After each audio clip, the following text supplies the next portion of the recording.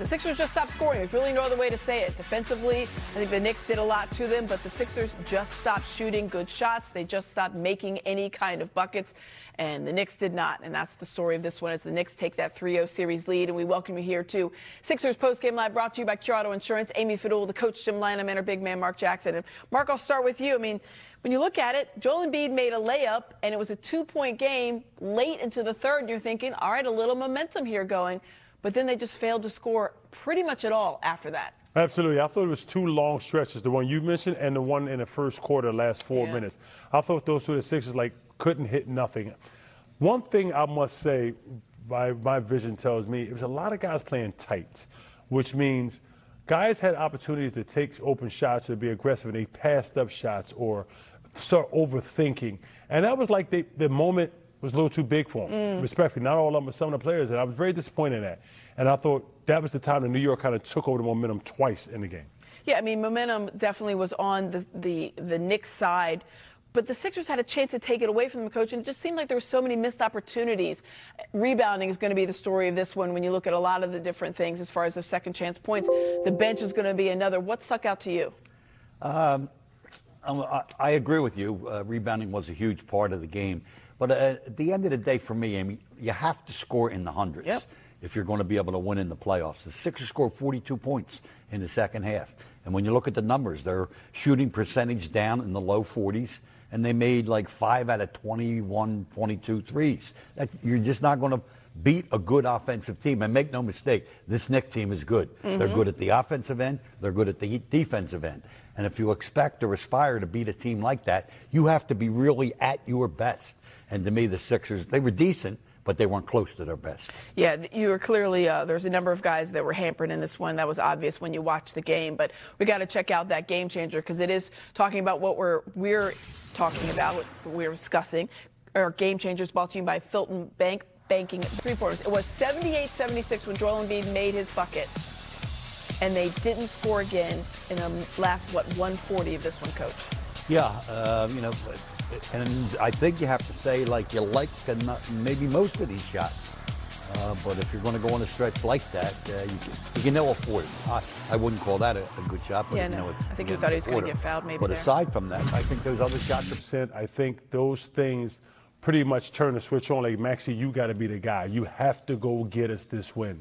12 shots is him leaving opportunities on the table. I know New York's an exceptional defensive team, exceptional game plan for Maxi, but you got to find a way to get going. You must find a way to get 20 shots, minimum 20, 22 shots in this situation. Yeah, Coach, we heard from Tyrese Maxey after game 2, and he said, they've been running a lot of traps at me. That takes me out of my game. But I have to be able to recognize that better and pass out of it better. We do as a team. He did have 7 assists, so I guess he did pass out of it better. But 12 attempts is very low for him, especially just 3 threes. Yeah, I'm with Mark. I mean, if you look at the numbers, it's a very efficient game for Maxi. He made 2/3 of his shots.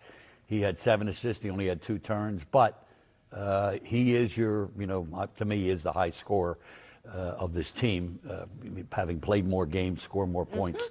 So, you somehow have to find a way. But Mark, he really gave you the answer, I think. I'd like to hear what Tyrese has to say, because I know he will be asked the question. But he did get doubled a lot. And I will say this. There was a stretch in this game where he was getting doubled at one end and Brunson was getting doubled at the other. And it was night versus day with regard to success, that the Knicks flat out carved up that trap. They put the ball into the center of the court, and they got basically a little floater in the lane by the guy shooting himself, or if it came at him, they threw, and they made their three-point shot. The Sixers didn't turn it over when Maxi got trapped, but they didn't score against that trap anywhere near as effectively as did the Knicks. Yeah, that's the point right there, that they just were not as effective. And you mentioned Jalen Brunson. A tremendous game for him. That's the reason he is the all-star starter. He is the engine that makes that Knicks team go. No surprise there. Played 38 minutes, 11 of 22, so very efficient. 3 of 8 from 3. Made almost all of his free throws. 9 assists, 5 rebounds. 3 turns for 33 points, was a plus 13 in this one. And it's another vastly double-digit win. The Knicks have now won 6 straight games. And if you want to point to a reason, Jalen Brunson's got to be it there, Mark Jackson. Absolutely. He is such a gamer.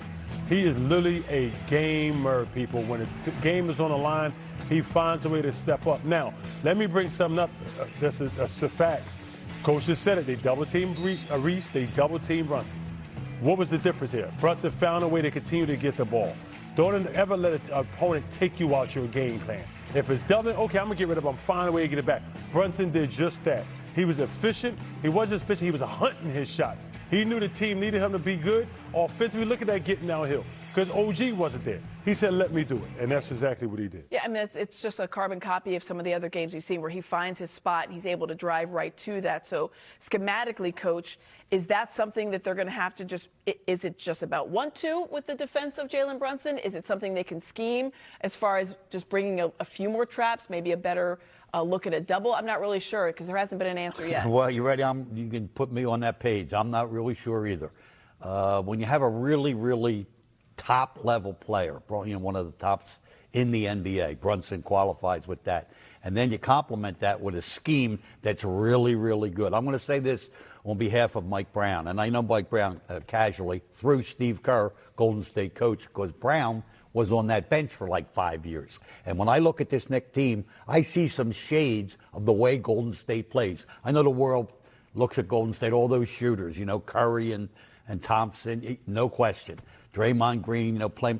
I see similarities with the way they play. This team, the Knicks team, they move the ball, they move the bodies of the people. They play a lot of movement, and as a result, it makes it really difficult to zero in on Jalen Brunson. Yeah, and that's exactly what they were able to do. That's an interesting kind of parallel. I'm going to have to look at that more because I like that because they do have like the enforcer type of role. They have the shooter type of role. They have guys that know exactly what they need to do. Picture when the ball's in Karl Anthony Towns' hands. You know what I'm saying? Yep. Totally different player. I'm seeing Draymond Green. Yeah.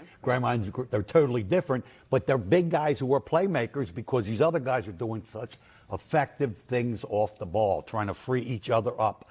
And as a result, you have a good passer with the ball. And now if you have a star, Curry, Brunson, it's hard for your defense to lock it. Here's what we're going to do on him. Well, they do a lot of that, whatever pick and roll for Curry or Brunson. They do a lot of other stuff where they're moving all around. It's very, very difficult. And they had a bunch of role players as well who really stepped up. You've got guys on this team like Mikal Bridges and Josh Hart who just are such difference makers. They do such little things that really turn up big time in that box score. We're going to talk about that. We're also going to check in on Joel Embiid tonight. We know that he was questionable up until basically game time of this one, dealing with a hip and